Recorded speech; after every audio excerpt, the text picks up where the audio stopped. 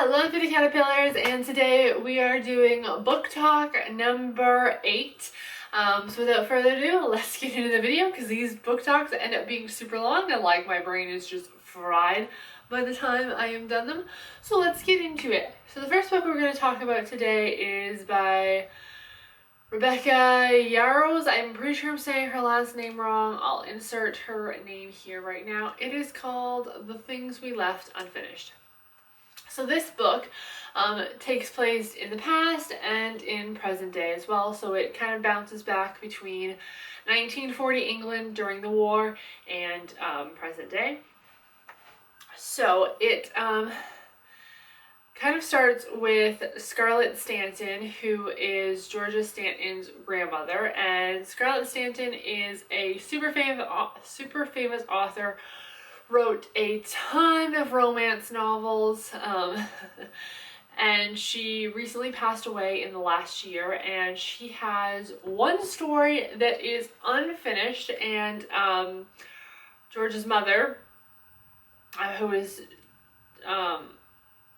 Scarlett's granddaughter, wants to sell the rights to the unfinished story about her first husband, Jameson, and how they kind of met each other in the war. And Scarlett kind of had gone through the years and wrote the story and didn't quite finish it because she always said she didn't want to she didn't know how to end the story, like did she want to give them a happy ending or a sad ending or what, because she's telling the story of how she met her one she loved, who was her husband Jameson, during World War II. I was trying to think World War I, World War II. So her, Scarlett and her sister Constance, lived in England at the time, and they were helping with the, what's it called? The pilots, tracking the flights and stuff, and like what's happening when, who's getting air raided, who's bombing, where are the flight, like people flying and like following the maps and stuff like that. Those girls were working with that, and that's how she met Jameson, because Jameson was a pilot there. And it kind of bounces back between their love story of that, and then also flips back to George's life now, when she just got divorced from her ex-husband, and trying to figure out what she's going to do, and moves back into her grandmother's house, and kind of what she wants to do with George's story, because Noah, this also probably just as popular as Scarlett in the romance section, is picked to write Scarlett's book and like finish the story for Scarlett, and to kind of be a ghostwriter. Like his name is also going to be on it too, but be a bit of a ghostwriter to help finish Scarlett's final story. George is like really struggling with, like, she doesn't want to do it. She wants final say of the book. Her mother is the one that is pushing the sale because her mother wants the money, and George is really against. Like, her mother had her, I think, when she was like 16 or 18, and left her and abandoned her kind of thing, and left her for the grandmother to raise her, and would kind of just pop into George's life when it was convenient for her, and would be there for a bit of time and then leave. And so Georgia and her don't have the best relationship, and her mother's had like 5 or 6 husbands or something like that, and she just keeps bouncing around between men. And Georgia's husband cheated on her and got another girl pregnant. She divorced him, and now she's moved back home to deal with this book. And then her and Noah are constantly butting heads because Georgia has an idea for the story. She doesn't want it to have a happy ending because Jameson doesn't make it home from the war, unfortunately. He dies and goes MIA in battle. So he gets missing in action. They can never actually find Jameson's body. So in her mind, like, she wants the story to be told as true as it was, and like not actually have their happy ending, because right now she doesn't have a happy ending, and she kind of doesn't want her her grandmother to get that either, because she's like, it's a lie, it's not the truth. Like, she didn't actually get her happy ending. Scarlet like lost the love of her life, and then she eventually did get remarried, I think like 20 years later, when she finally declared Jameson's body as officially being dead, because it's been 20 years they hadn't found his body. And they had, Scarlet and Jameson had a little boy together. I think his name was William. This is back between George's life and Scarlet's life, and so they like will have letters written to each other too that you get to read as well, and like just kind of bouncing between their books. Really well written book, really good story, like so immersed in both characters, and then to like Georgia and Noah kind of start to fall in love too. And there's a twist at the end of the book that I did not see coming. Oh my god, it is amazing. I don't want to spoil it for you, but oh my god, it is juicy for sure, and like so sad. I cried a bunch when I found out the twist that happens in this book, because oh my god, is everything a lie is all I will say. And Constance ends up staying in England. So we think, is all I'm gonna say. And Georgia and Noah too, they end up like writing the book together and finishing the book, and then they kind of start to fall in love. But it's funny because it's kind of like an enemies to lovers book as well between Georgia and Noah, because like Georgia hates Noah's story. She thinks like all his stuff is predictable, all his sex scenes are boring, like he can't write a good sex scene or something like that, and she just thinks like he is not like that great of a writer. And so there's a really hard push, because like everyone else wants Noah to be the one that writes the book, but she doesn't want Noah to write the book. She doesn't really want to sell the book either, because it's kind of her grandma's story, and she just, like, her grandma just kind of wanted those two characters to just be put to rest. Like, she never finished the book, and she was just like, well, there's a reason she never finished the book, and it's, I don't know. Once you figure out the twist, you realize why Georgia never finished the book. And the thing is really cute that, like, a year after her grandma died, like, once a month, her grandma would send her something in the mail to try to like help her cope with the fact of losing her grandmother, because she was super close with her grandmother. And really well written story, really good. Definitely check it out. It is amazing. And then the twist, I did not see that twist coming at all.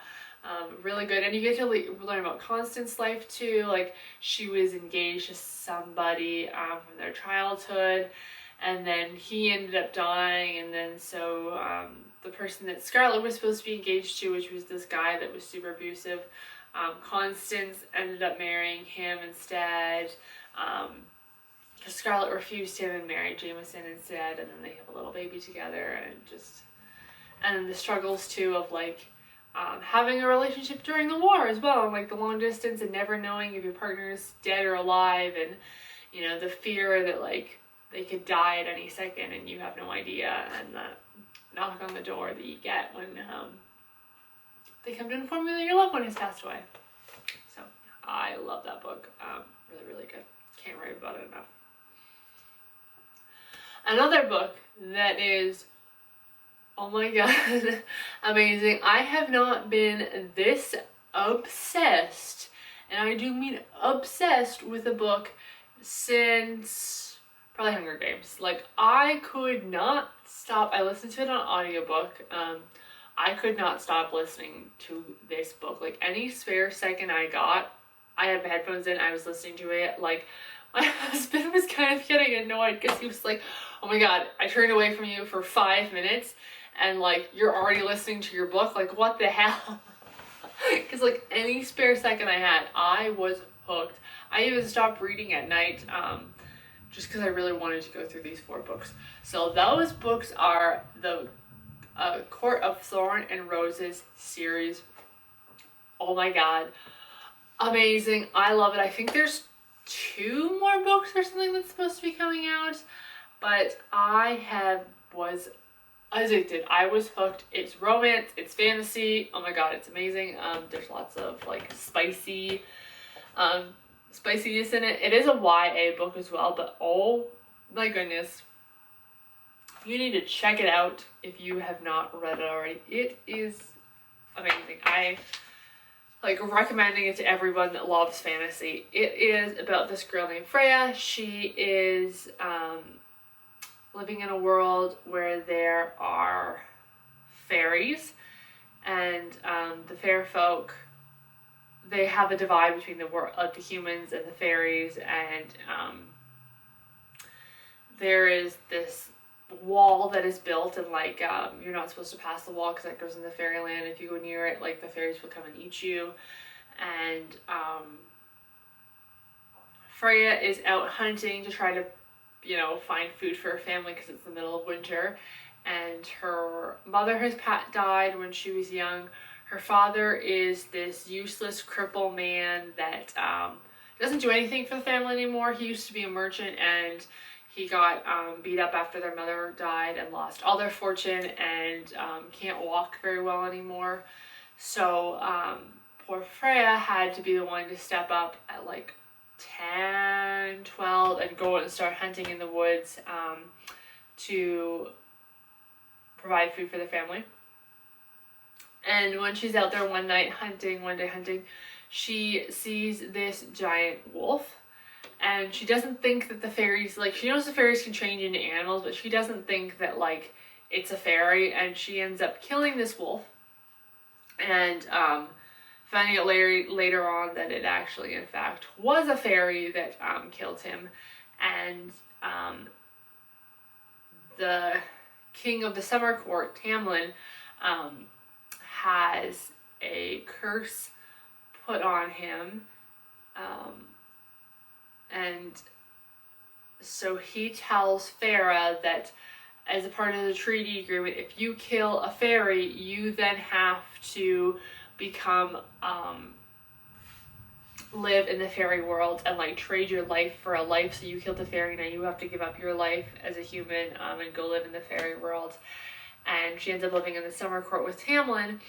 And also you find out too that Tamlin has a curse put on him, and it's coming up in 50 years that he had to go and find a human girl that would kill a fairy for him and be able to defeat a fairy, and then also fall in love with him.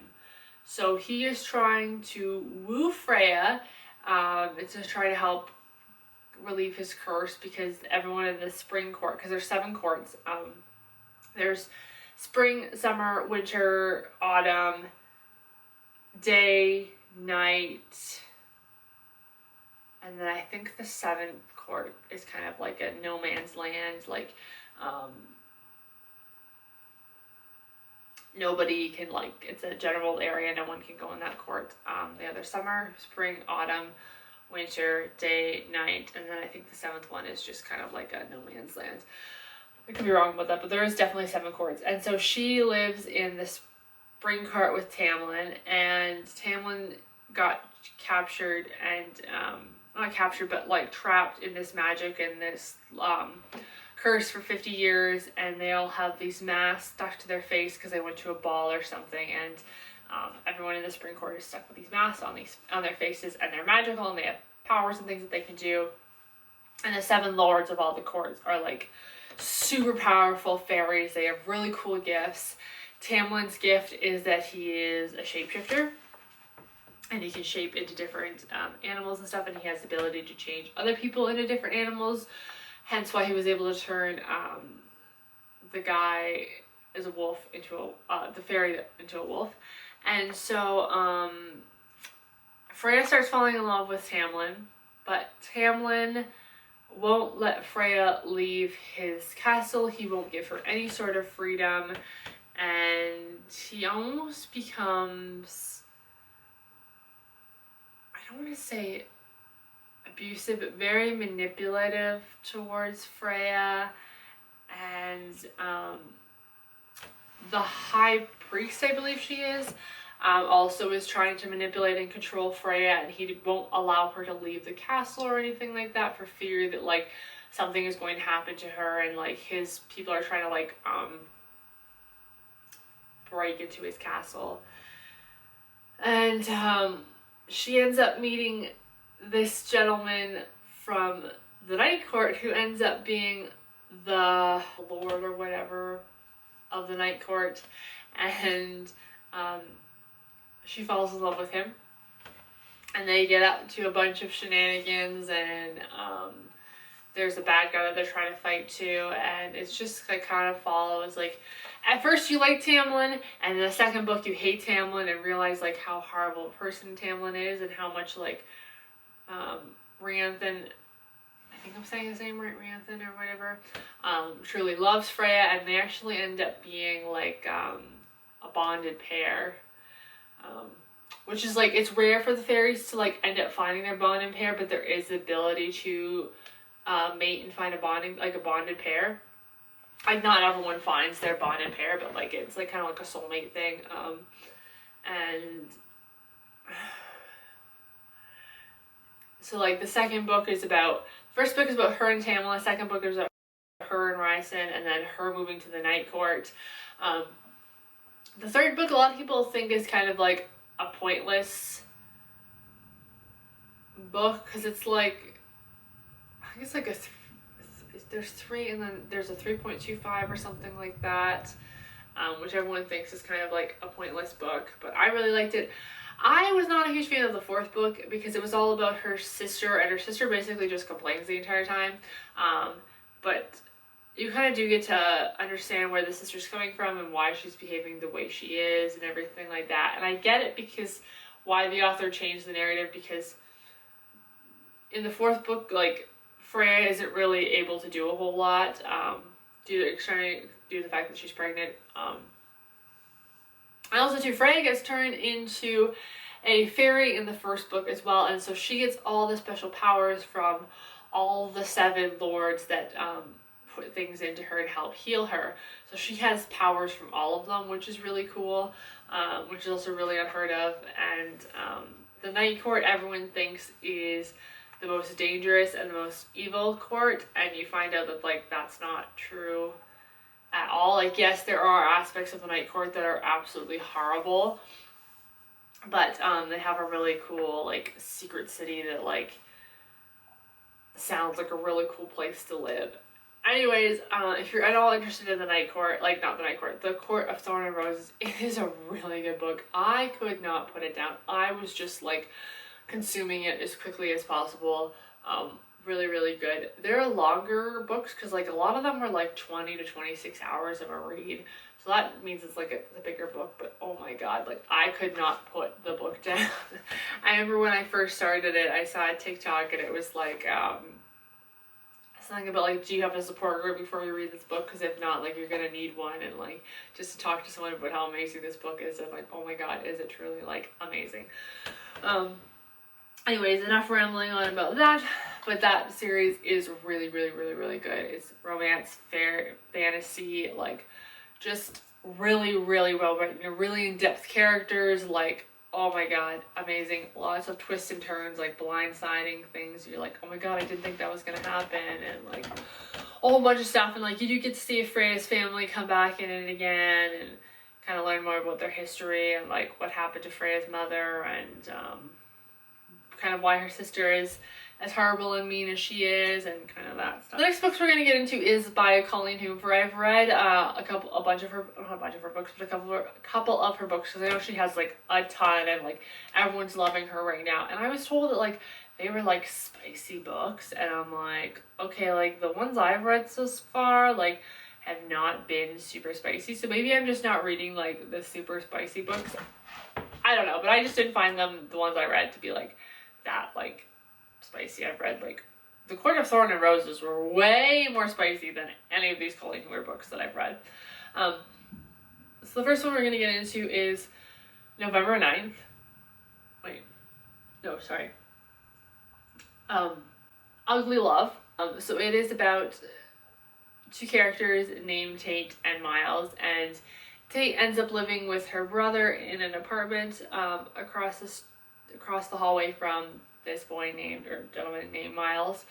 And anyways, it happens with like Tate shows up to her brother's apartment, and there is a dude passed out in the front door of the apartment, banging on the door, claiming that he needs to get inside, that he lives in that building. And she like calls her brother, and she's like, no, like you can't go in there. She ends up like getting herself like peeling her way in and like getting him to stay outside the door, but her getting in the apartment. Calls the brother and is like, there's this drunk guy outside of your apartment, like, do you know who he is? And he's like, no, there shouldn't be anyone there. I'll call my buddy Miles across the hall to like have him come out and help you and like help get this drunk guy like off my front door, because I won't be home for the next night because the brother's a pilot. And long and behold, the guy he calls is Miles, who is belligerently drunk in his front steps. And so she lets Miles come into the apartment, sleeps on the couch, and he is just like sobbing about Rachel and how much he hurt Rachel, and like he feels so bad about Rachel, and like kisses Tate thinking that she's Rachel. And then when he like sobers up the next day, Tate comes into the building and is like, yeah, like great first impression of your buddy, like he's piss-faced drunk out of his mind. And he's like, oh no, Miles doesn't like get drunk and stuff like that. And he ends up being the brother's best friend. And like Tate's brother is very possessive of Tate, and like not possessive, but like doesn't like his friends date his sister, because that's his little sister. And so the two of them kind of start sneaking around and kind of end up into a friends with benefits situation. And you find out that Rachel is this girlfriend he had in high school, and she was the love of his life, and he messed it all up, and he feels so guilty. And like Tate's like, why don't you just call her and like ask her for your forgiveness? And he's like, no, you wouldn't understand, like I broke her heart, like she'll never take me back, like it's just over. And then you also find out too that Miles' dad and Rachel's mom actually dated each other and like got married, I believe, or like they were dating anyways. They were engaged. I don't know if they ever got married. I can't remember. But then they like flipped back to Miles in high school when he first meets Rachel, and you find out that him and Rachel were dating behind the parents' back, and then Rachel gets pregnant, and they have a little boy together. And on their way home from the hospital, Miles gets in a car accident. They end up going in the water. They lose the baby, and Rachel is just all consumed by it. She can't be anywhere near Miles. Totally understandable. And they end up breaking up and haven't talked to each other in like 10 years since it happened. And he ends up meeting up with Rachel later on in the book, and finds out that Rachel is married and has a little girl. And after he speaks to Rachel and realizes that like Rachel doesn't blame him for what happened, like she forgives him, and like as shitty as it is, she's moved on and wants Miles to also move on. And then Miles ends up like falling in love with Tate, and the two of them kind of have like a romance thing that goes on. And then it's funny because in one of other Colleen Hoover books, November 9th, Tate and Miles show up in the book again, which is kind of fun. So in that book, November 9th, there is two characters, Fallon and Ben, and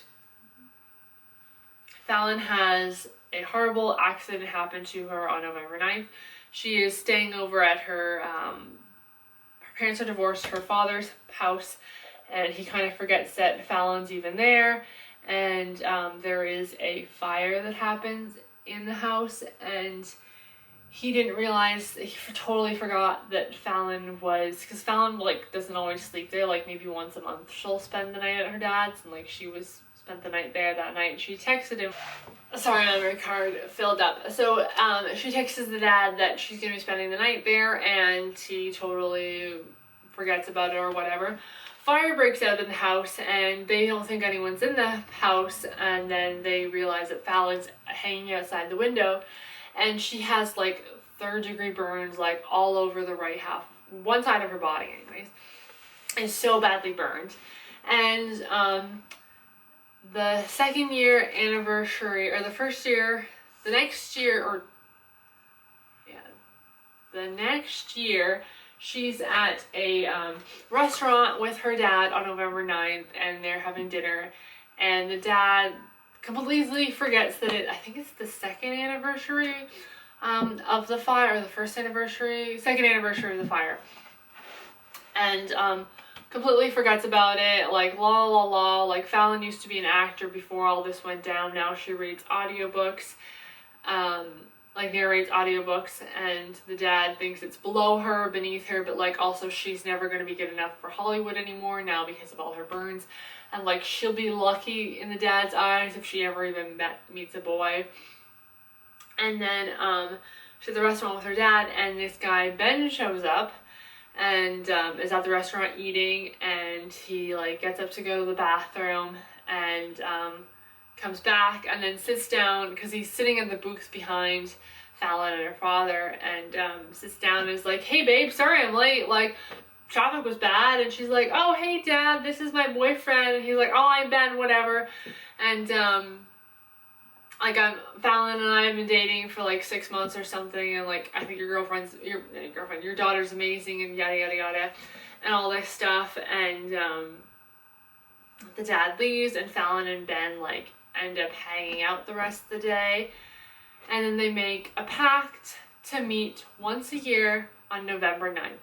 No contact for 365 days, except on November 9th. They don't exchange phone numbers, nothing. And so they have a plan to meet back a year from now on November 9th, and Ben is supposed to write a story because Ben's a story writer, and Fallon is supposed to go on like so many auditions because Ben thinks that she can totally like do the whole audition thing, and she has plans, like she really wants to move to New York and start acting, and he's like, you need to go for it. And so they decide to meet in LA at this diner again, same time, November 9th. So a whole year goes around, and Ben's sitting at the diner for like 2 hours thinking he missed the day, thinking that Fallon thought it was stupid, yada yada yada.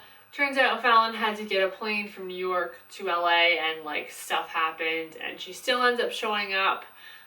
But like the girl from the restaurant, like she calls the restaurant and has the girl like give him the phone, and he's like, I'm so sorry, I'm on my way, like I don't know if you're still there, like I feel so bad, and like explains to him what happened. And they kind of discuss things that happened in their life in the last like year, and like Fallon's auditions and her moving to New York and how that went. And then they have plans to meet the next year on November 9th. And so it's Ben's turn to call on November 9th. Like he was supposed to go to LA to meet Fallon because they were going to swap it, or not LA, New York to meet Fallon, and he calls her where they were supposed to meet, I think at like a froyo or something. He was going to go down and meet her there, and he ends up like calling the froyo shop and getting her to like speak to this girl, speak to Fallon and let her know that he wouldn't be coming down because his someone in his family had just died. I don't know, someone in his family died anyways.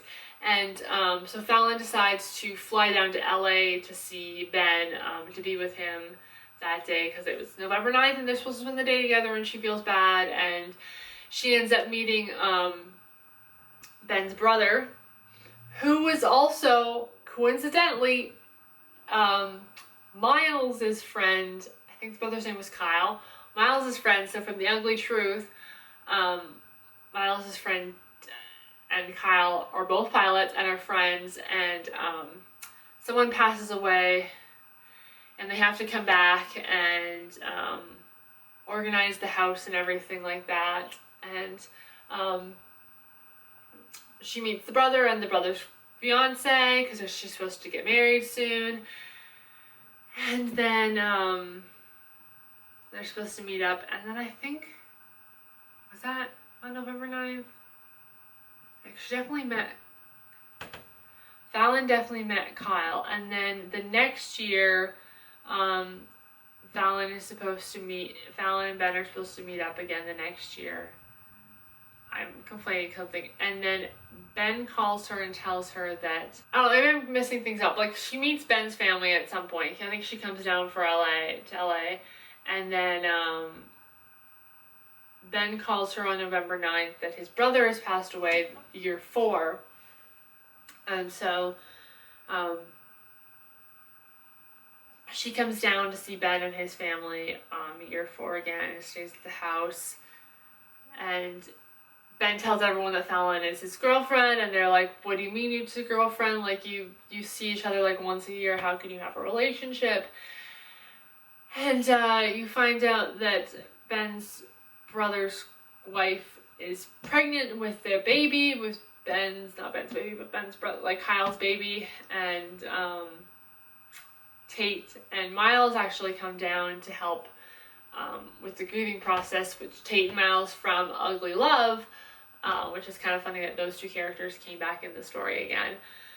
And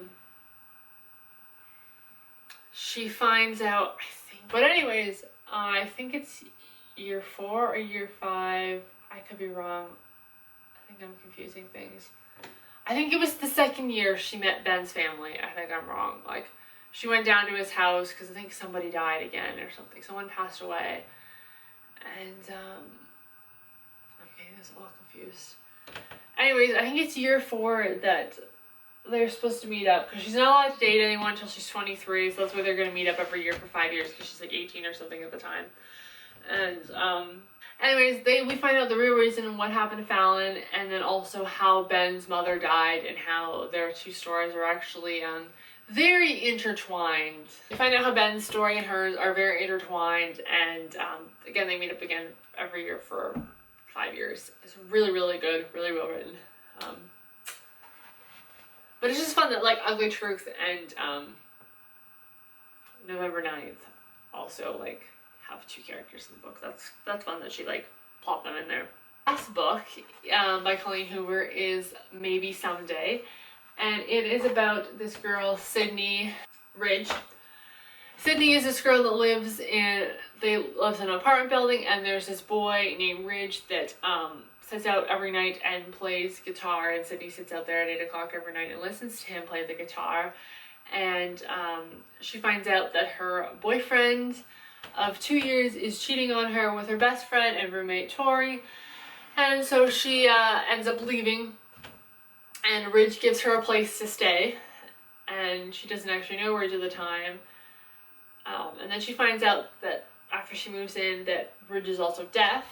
So Ridge is a musician that can't hear because he's deaf, and so it's kind of like an interesting situation. And Ridge is in a band. Well, he writes for a band called Sounds of Cedar, which ends up being like one of Sydney's like favorite bands of all time. And so she's living in Ridge's apartment across the street from Tori, so she can see like Tori and her boyfriend, like, you know, placed together. And like Ridge has a girlfriend who is also deaf. She has hearing aids, but she can hear, but is also deaf too. She doesn't wear her hearing aids. And so it's just interesting that, like, you know, I don't know, what am I saying?